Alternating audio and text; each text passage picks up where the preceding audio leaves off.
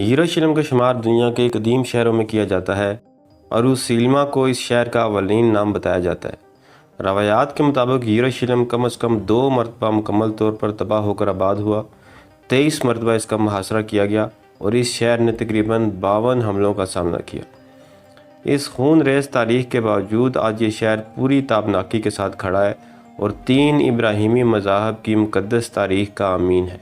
پیچیدہ تاریخ اور تلخ حال کے باوجود سیاحوں کی بڑی تعداد ہر برس یہاں آتی ہے۔ اسرائیلی وزارت سیاست کی جانب سے جاری کردہ اعداد و شمار کے مطابق 2013 میں تقریباً 35 لاکھ سیاحوں نے یروشلم کا رخ کیا۔ قدیم یروشلم کی اونچی فصلیں 2.4 میل کے فاصلے کا احاطہ کرتی ہیں، جبکہ اس قدیم شہر کے 7 دروازے ہیں جس سے لوگ تاریخ کے جھروکوں میں داخل ہوتے ہیں۔ قدیم شہر 4 کوارٹرز میں تقسیم کیا گیا ہے: مسلمان کوارٹر، آرمینین کوارٹر، عیسائی کوارٹر اور یہودی کوارٹر۔ 1948 میں عرب اسرائیل جنگ میں یروشلم کے قدیم شہر کا کنٹرول اردن نے حاصل کر کے یہاں سے تمام یہودیوں کو بے دخل کر دیا تھا، مگر 1967 میں 6 روز عرب اسرائیل جنگ کے دوران اسرائیل نے مشرقی یروشلم سمیت قدیم شہر کا کنٹرول واپس حاصل کر لیا اور آج بھی اسرائیلی فوج ہی اس پورے علاقے کی نگرانی کرتی ہے۔ یہ قدیم شہر نسبتاً تنگ مگر صاف ستھری گلیوں میں آباد ہے۔ یہاں سے کچھ فاصلے پر مسلم کوارٹر ہیں، جگہ جگہ چوکیاں بنی ہیں جہاں پر اسرائیلی تعینات کیے گئے ہیں۔ مسلم کوارٹر 76 ایکڑ رقبے پر پھیلے ہیں اور ایک اندازے کے مطابق یہاں 22,000 کے لگ بھگ مسلمان آباد ہیں۔ یہاں پر چند یہودی خاندان بھی بستے ہیں اور مسلم کوارٹر میں ہی یہودیوں کی تورات کی تعلیم کا سب سے بڑا ادارہ موجود ہے۔ یہاں دکانوں کے باہر گاہکوں کا ہجوم اور خرید و فروخت جاری رہتی ہے، بالکل پاکستان والا حساب، وہی بھاؤ تاؤ کے طریقے، وہی دکانداروں کی پیچھے سے آتی صدائیں اور وہی خواتین و حضرات کے دام کم کرانے کے داؤ پیچ۔ مسلم کوارٹر کی ان دکانوں میں چیزوں کی ورائٹی تو بہت ہے، مگر یہاں پر اچھی کوالٹی کی چیز ڈھونڈنا مشکل ہے۔ اب ذرا یروشلم کی تاریخ پر نظر ڈالتے ہیں۔ یروشلم دنیا کا واحد شہر ہے جسے مسلمان، عیسائی اور یہودی مقدس مانتے ہیں۔ یہودیوں کا عقیدہ ہے کہ یہی وہ جگہ ہے جہاں سے انسان کی تخلیق ہوئی تھی اور یہیں حضرت ابراہیم علیہ السلام نے اپنے بیٹے اسماعیل علیہ السلام کی قربانی کی تیاری کی تھی۔ مسیحی سمجھتے ہیں کہ حضرت عیسیٰ علیہ السلام کو یہیں مصلوب کیا گیا تھا اور یہیں ان کا سب سے مقدس کلیسا باقی ہے۔ مسلمانوں کے عقیدے کے مطابق حضرت محمد صلی اللہ علیہ وسلم نے سفر معراج پر جانے سے قبل یہیں 1,24,000 انبیاء کرام کی امامت کی تھی۔ یہی وجہ ہے کہ مسلمان اور مسیحی 1000 سال تک اس مقدس شہر پر قبضے کے لیے برسر پیکار رہے ہیں۔ ہیکل سلیمانی ایک مسجد یا عبادت گاہ تھی جو سلیمان علیہ السلام نے اللہ کے حکم سے جنوں سے تعمیر کروائی تھی تاکہ لوگ اس کی طرف منہ کر کے یا اس کے اندر عبادت کر سکیں۔ ہیکل سلیمانی کی تعمیر سے پہلے یہودیوں کے ہاں ایک مشترکہ عبادت گاہ کا کوئی تصور نہ تھا۔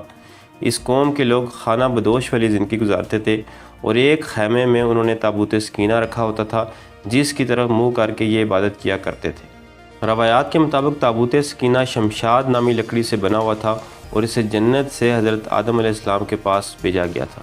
یہ تابوت نسل در نسل انبیاء کرام سے ہوتا ہوا حضرت موسیٰ علیہ السلام کے پاس پہنچا۔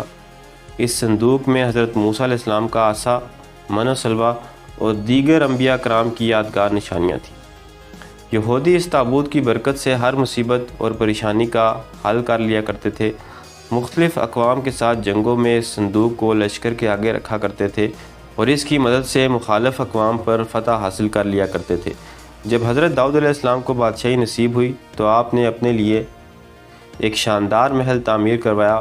ایک دن انہیں خیال آیا کہ میں خود تو محل میں رہتا ہوں جبکہ میری قوم کا معبد یعنی تابوت سکینہ آج بھی خیمے میں رکھا ہوا ہے۔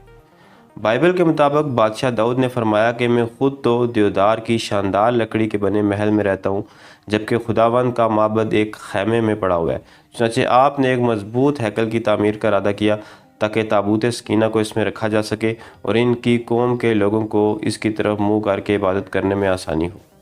ماہرین نے حضرت داؤد علیہ السلام کو مشورہ دیا کہ ہیکل کی تعمیر کا کام آپ کی زندگی میں ممکن نہیں ہے، لہٰذا آپ یہ ذمہ داری اپنے بیٹے حضرت سلیمان علیہ السلام کے سپرد کر دیں۔ چنانچہ ایسا ہی کیا گیا اور حضرت سلیمان علیہ السلام نے 970 قبل از مسیح سے 930 قبل از مسیح تک جنوں کی مدد سے بھاری پتھروں کے ذریعے ایک بڑے ہیکل کی تعمیر شروع کی۔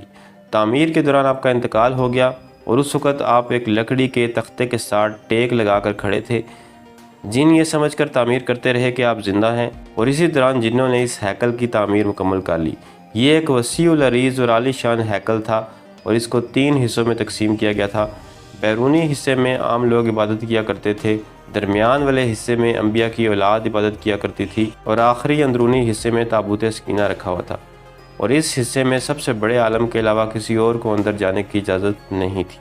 وقت گزرتا رہا اور اس قوم میں ایک کے بعد دیگر پیغمبر تشریف لاتے رہے، ہدایت کا پیغام دیتے رہے، لیکن اس قوم کے لوگ بد سے بدتر ہوتے رہے، کسی بھی صورت میں توبہ طائب ہونے کے لیے تیار نہیں تھے۔ ایک طرف یہ لوگ عبادت کرتے تھے تو دوسری طرف اللہ کے احکامات کی خلاف ورزی بھی کیا کرتے تھے۔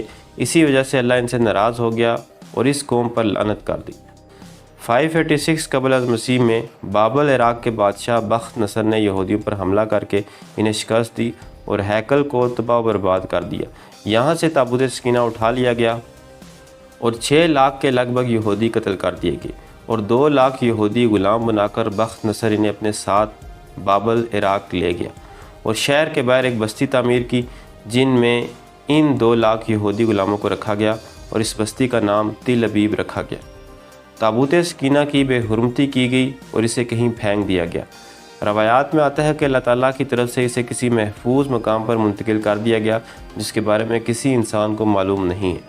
اس بے حرمتی کا عذاب بخت نصر کو ایسے ملا کہ 539 قبل از مسیح میں ایران کے بادشاہ سائرس نے بابل پر حملہ کر کر اس کا بیڑا غرق کر دیا اور غلام یہودیوں کو آزاد کر کر انہیں واپس یروشلم جانے کی اجازت دے دی۔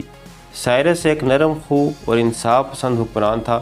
اس نے 70 سال سے تباہ شدہ ہیکل کی تعمیر نو کا نہ صرف یہودیوں سے وعدہ کر لیا، بلکہ اس میں ہر طرح کی مدد کی یقین دہانی بھی کروائی گئی، اور یوں 537 قبل از مسیح کو دوسرے ہیکل کی تعمیر کا آغاز ہوا، لیکن یہ منصوبہ یہودیوں کی آپس کی لڑائی کی وجہ سے اختلافات کا شکار ہو کر عملی طور پر بند ہو گیا، اور بعد میں حضرت زکریا علیہ السلام نے یروشلم کے گورنر کو ہیکل کی تعمیر کرنے کے لیے راضی کیا، اور یوں دوسرے ہیکل کی تعمیر شروع ہو گئی، اور ایرانی بادشاہ کے تعاون سے 4.5 سال کے قلیل عرصے میں 515 قبل از مسیح کو دوسرا ہیکل تعمیر ہوا اور یہودیوں نے اس میں عبادت شروع کر دی۔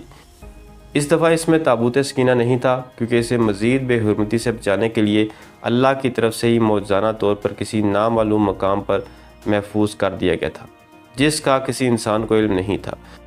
لیکن یہودی اس تابوت کو حاصل کرنے کے لیے پورے کرۂ ارض کو کھود ڈالنا چاہتے ہیں۔ حضرت عیسیٰ علیہ السلام کی پیدائش کے چند سال بعد یہودی بادشاہ ہیروڈس نے اس ہیکل کی خستہ حالی کے پیش نظر دوبارہ تعمیر کا ارادہ کیا، تو اسے بہت بڑی یہودی مخالفت کا سامنا کرنا پڑا، لیکن اس نے یہودیوں کو اس بات پر قائل کر لیا کہ وہ اسے گرائے گا نہیں بلکہ اس کی مرمت کرے گا۔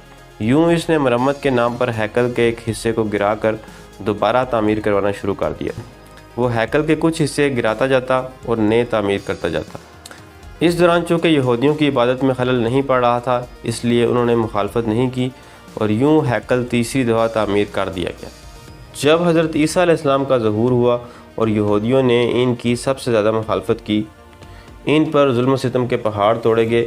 اصل میں یہودی اپنے مسیحا کے انتظار میں تھے، جو آ کر انہیں دوبارہ پہلے والی شان و شوکت عطا کرتا، لیکن حضرت عیسیٰ علیہ السلام نے دین کی تجدید نو شروع کی تو یہودیوں نے ناراض ہو کر انہیں مصلوب کروا دیا۔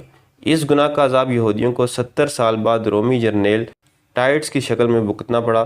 اس رومی جرنیل نے ہیروڈس کے بنائے ہوئے ہیکل کی اینٹ سے اینٹ بجا دی اور لاکھوں یہودیوں کو قتل کر دیا، اور باقی ماندہ یہودیوں کو ذلیل و رسوا کر کے یروشلم کے پورے خطے سے نکال باہر کیا، اور یوں یہودی پوری دنیا میں بکھر کر ضلالت کی زندگی گزارنے پر مجبور ہو گئے۔